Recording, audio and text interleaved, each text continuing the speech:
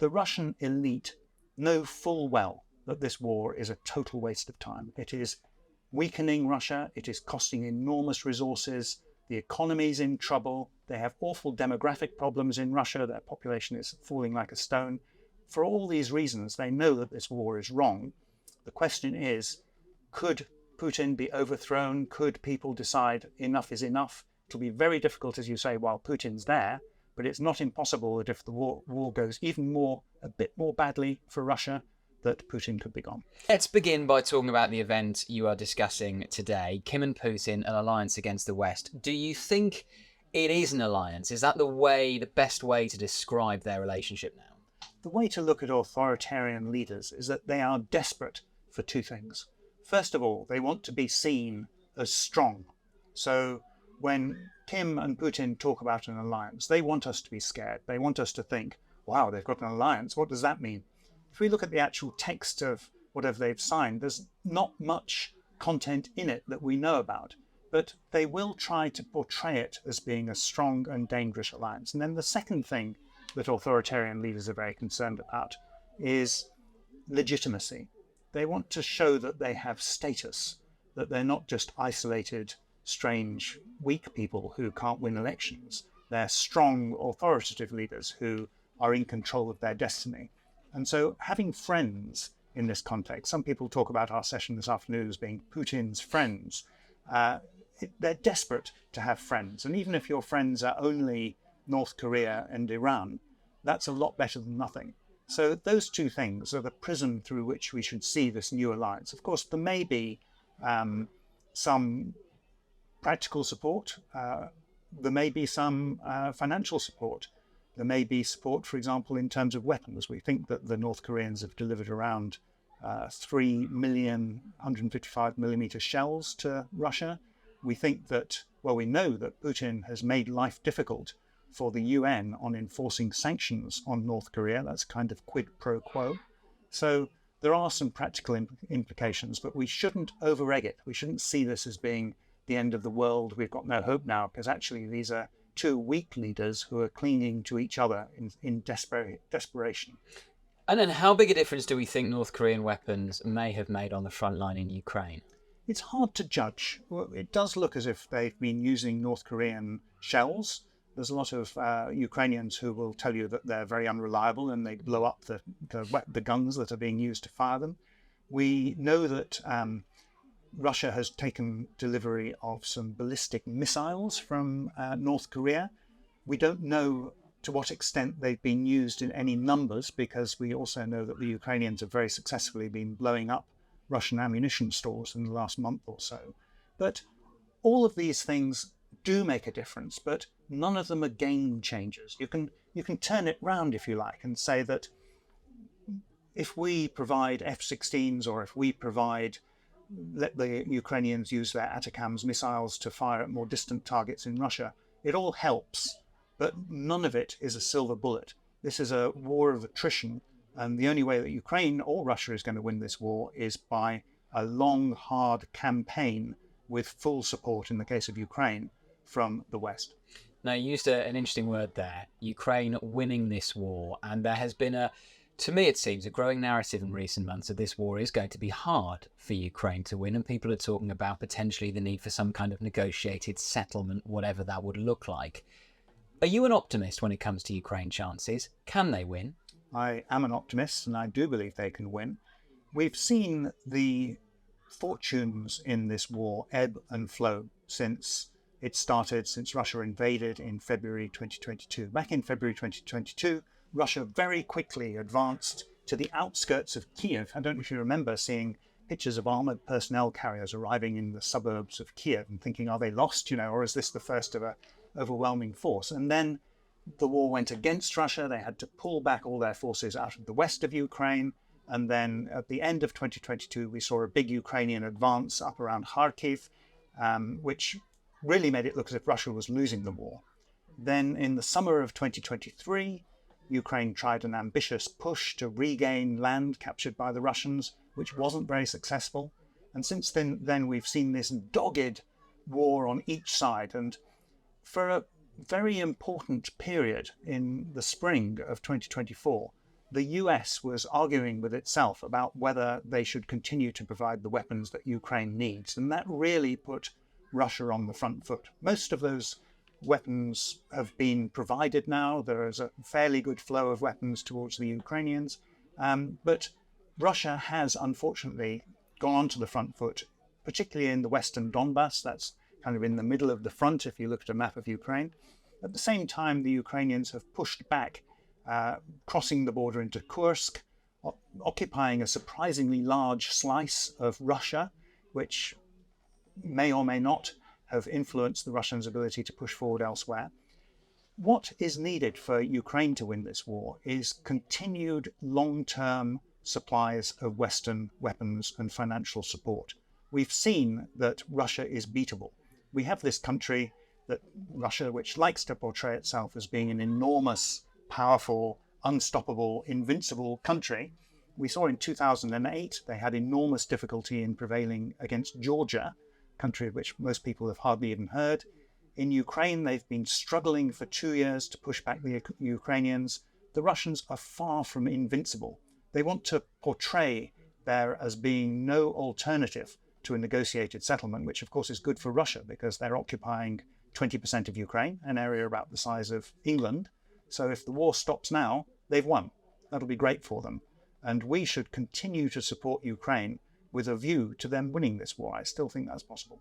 And I suppose we should define what winning this war would look like for Ukraine. Does that mean returning to pre-2022 borders? Does that mean returning to pre-2014 borders? What is your analysis of what winning looks like? Well, there's two stages to this. You'll remember from the beginning of the war in 2022, Ukraine proposed a peace formula which would have allowed the Russians to hold on to Crimea for a period of years while they talked about that, and to retreat to their pre-February 2022 boundaries while discussions went on. And Ukraine also said at that point it would agree not to join NATO if the Russians would pull back. The Russians weren't interested in that settlement. So I think the likeliest outcome is to focus on international law.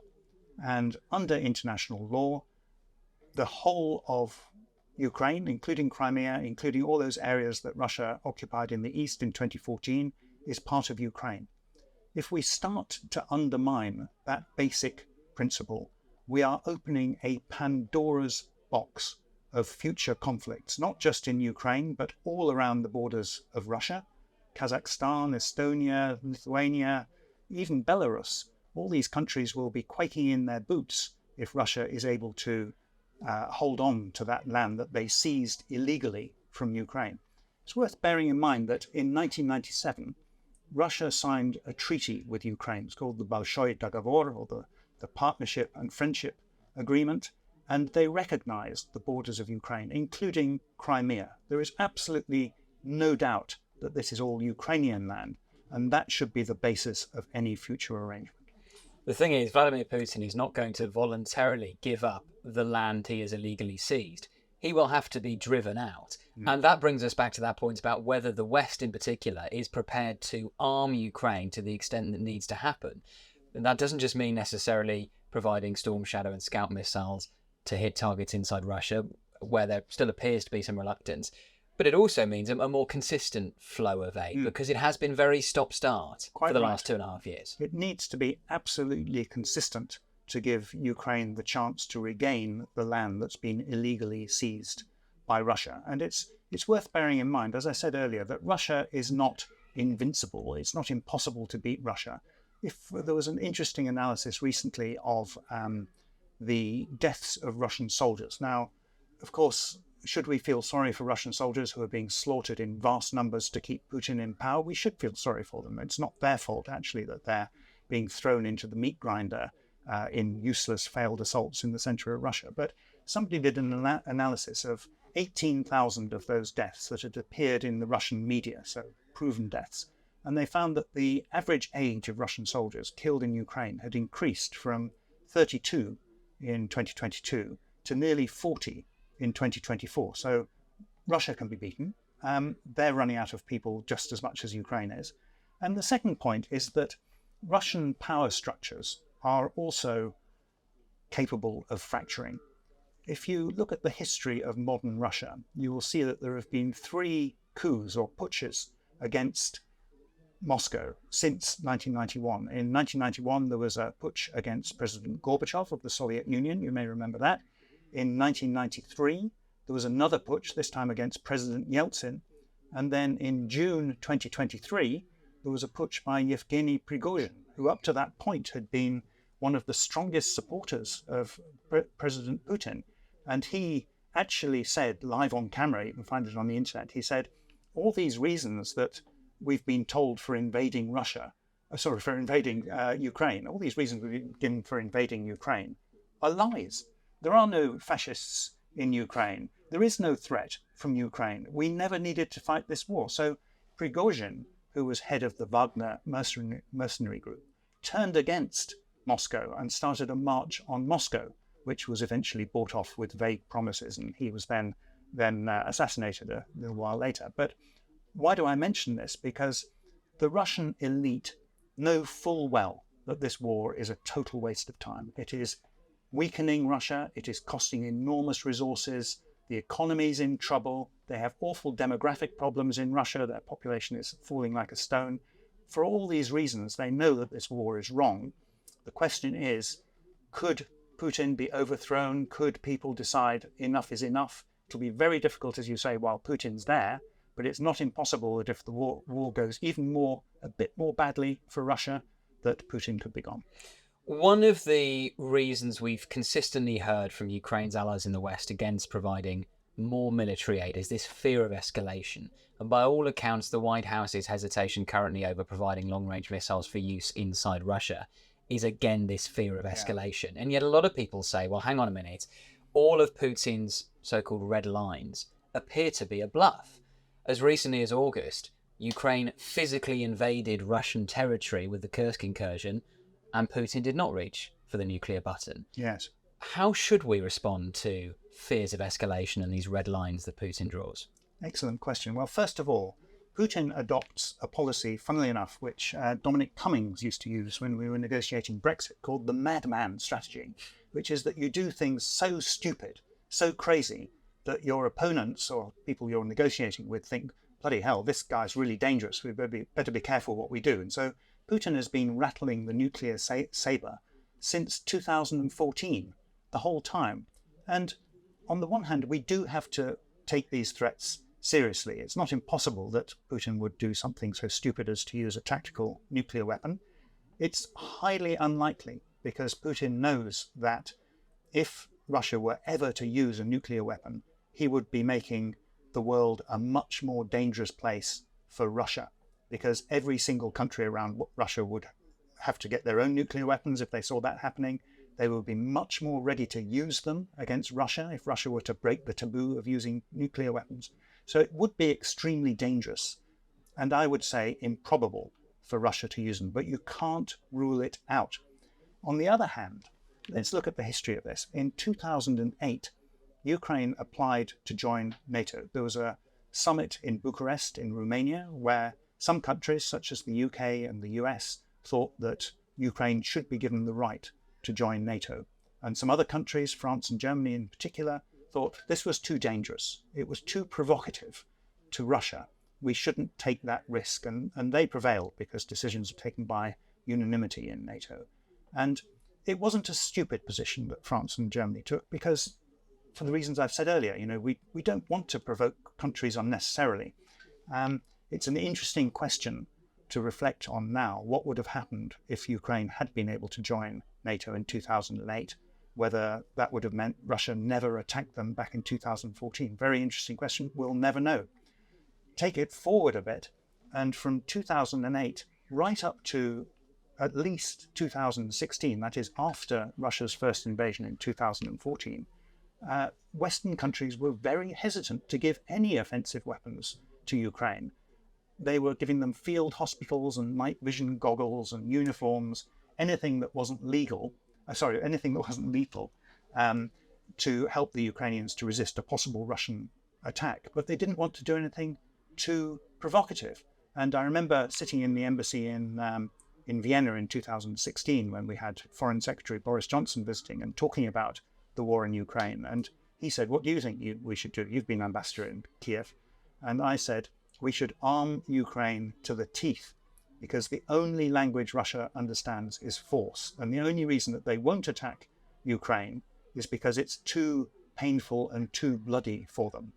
And unfortunately, those who said, well, we mustn't provoke Russia, won the argument back in 2016, right through until 2022. Luckily, in the year before 2022, the West did provide some anti-armor missiles, anti-tank missiles, and some more lethal equipment. And that did help slow down the Russians when they attacked. And then, since 2022, we've seen a series of red lines crossed, and nothing very dramatic has happened. Russia always says, now we're going to respond with hammer blows, but actually their conventional forces are just not that strong. It's interesting you talk about your experience as UK ambassador to Ukraine. Looking back, where else could the West collectively have acted with more foresight when it comes to Russian aggression? Well, it's always good to have hindsight, isn't it? It's easy to see what could have been done before. I think the first big wake-up call was when Russia invaded Georgia in 2008. And in that case, one can debate the degree to which Russia and the degree to which Georgia were responsible for the outbreak of hostilities. Certainly, Georgia was playing a much more provocative role in 2008 than Ukraine was. Ukraine wasn't doing anything provocative at all in 2014.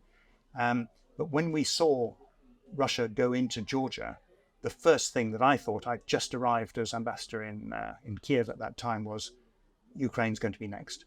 So we were thinking, what can we do to stop that happening? And one of the things we tried to do was to build up the Ukrainian economy, including particularly in Crimea, in the hope that if people were better off and saw the economy going better, there would be much more resistance to a Russian invasion or Russian takeover. And what we saw, actually, interestingly, was that in 2011, there were elections in Crimea, democratic elections, and there was a pro-Russian party there called the Party of Russian Unity, whose leader is actually now the Prime Minister of Crimea under Russian control. And that party in the 2011 elections got, do you know how many percent it got? I don't know. It got 4%. Wow. So, the number of people who were actually seriously pro-Russian, even in Crimea, which is the most pro-Russian part of Ukraine, was relatively modest. And I remember being in Crimea in around 2009. I was being driven around by a taxi driver who was a former Marine from the Russian Black Sea Fleet, so he was as Russian as they come. And I said to him, there was a controversy at the time about whether street signs should be in Ukrainian or in Russian in Crimea, because most people there spoke Russian, even if they were Ukrainian. So I said to this taxi driver, what do you think about this? And he said, I don't give a toss, frankly, whether it's Ukrainian or Russian. It's fine as it is, he said. So the idea that there was a pent-up longing to return to Russia is completely false. And even more so if you look at Donetsk and Luhansk and the eastern part of Ukraine. If I used to go there regularly. I went there for the Euro 2012 football finals.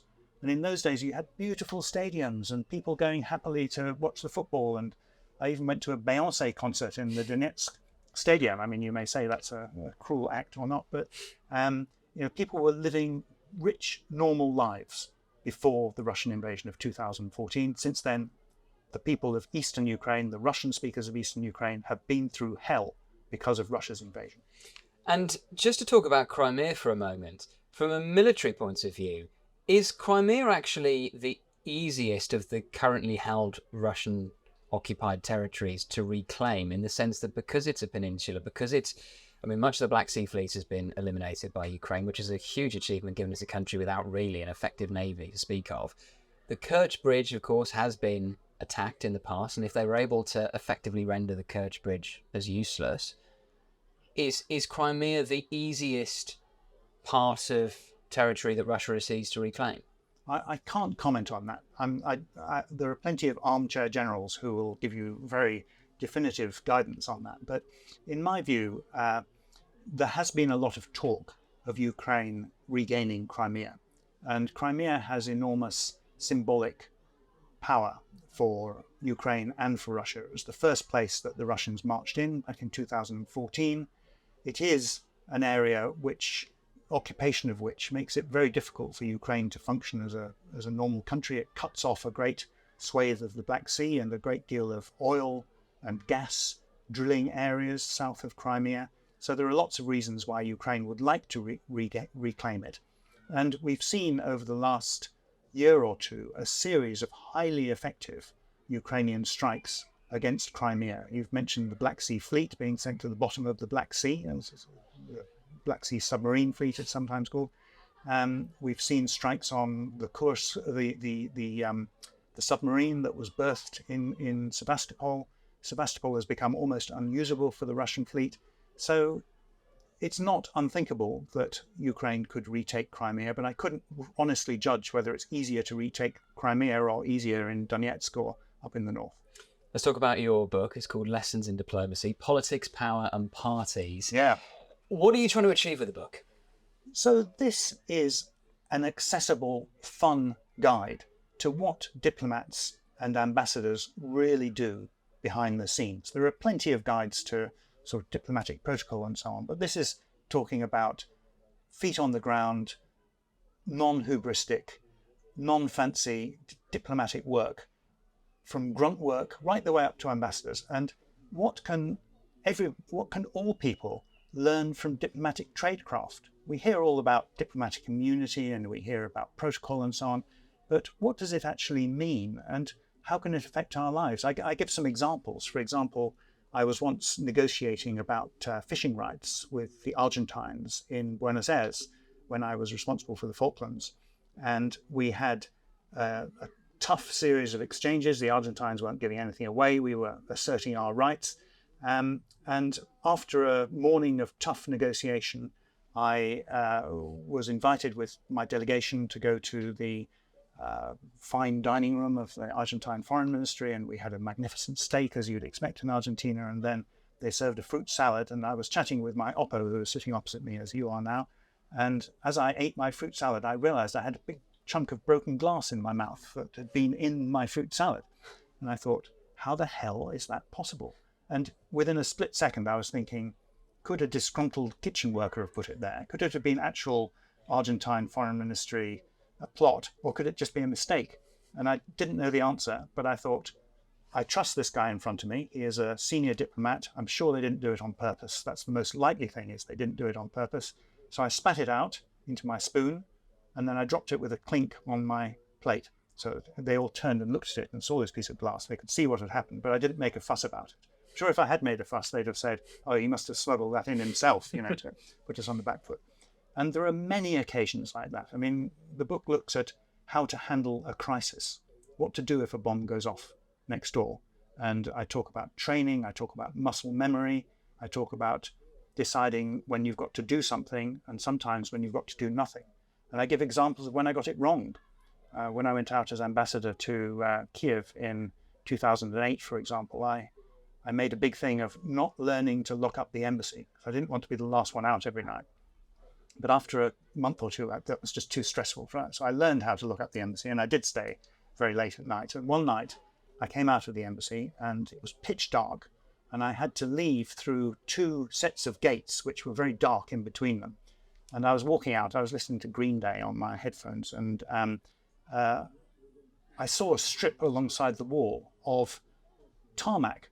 And I thought, oh, fresh tarmac, that'll be easier to walk on than this frozen slush I'm wading through. So I went to step onto this tarmac, and at the last moment I realized it was actually a trench somebody had dug, a 2-meter deep trench along the side of the embassy. They were repairing the wall or something, and I realized I could have stepped into it, broken my leg, and been lying there in minus 10 degrees all night. What a disaster that would have been. And what's the lesson? I talk about diplomatic lessons. What's the lesson? I was working myself too hard. I was overworking myself. You know how when you get on a plane, they say, put your oxygen mask on first. And as a leader of an organization, you've got to look after yourself and make sure that you're in a fit state to lead your team. And that was a fail by me, that I didn't do that when I arrived in Kiev and I almost fell in a ditch. And just finally, it's been really interesting having this conversation and hearing your optimism, really, that Ukraine can indeed win this war with Russia. We have an audience, many of whom are living in Ukraine or have had to flee Ukraine. and who certainly are rooting for a Ukrainian victory, I wonder if you have a message for our audience as to why you think, yes, absolutely, Ukraine can win this. I don't want to belittle the challenges that face the people of Ukraine. They've been living in a slow-burning hell since 2014, which got a lot worse in 2022. The war's not over yet. It's a grim war of attrition and there's no silver bullets. But I do think that it is possible for Ukraine to win this war, provided it gets long-term, consistent support from the West in terms of weapons and finance. And I would say, I said at the beginning, what is important is to explain to the people of Delaware why what happens to Donetsk is important for their security. And if the US in particular does not provide the weapons that Ukraine needs at what is really a tiny proportion of the US defense budget, they will find, if Russia is allowed to win this war, that they will be paying 10 times more in future. So this is a sensible investment to make now to give Ukraine a chance of winning this war, which is certainly still possible because Russia is far from invincible. Leigh Turner, really appreciate your time. Thank you so much for joining us on Frontline. Thank you very much. Thank you for watching today's episode of Frontline. For early access to our videos, member-only Q&As and live streams, then sign up for a membership via the link in the description. And for the latest news and breaking stories, listen to Times Radio and follow us at thetimes.com.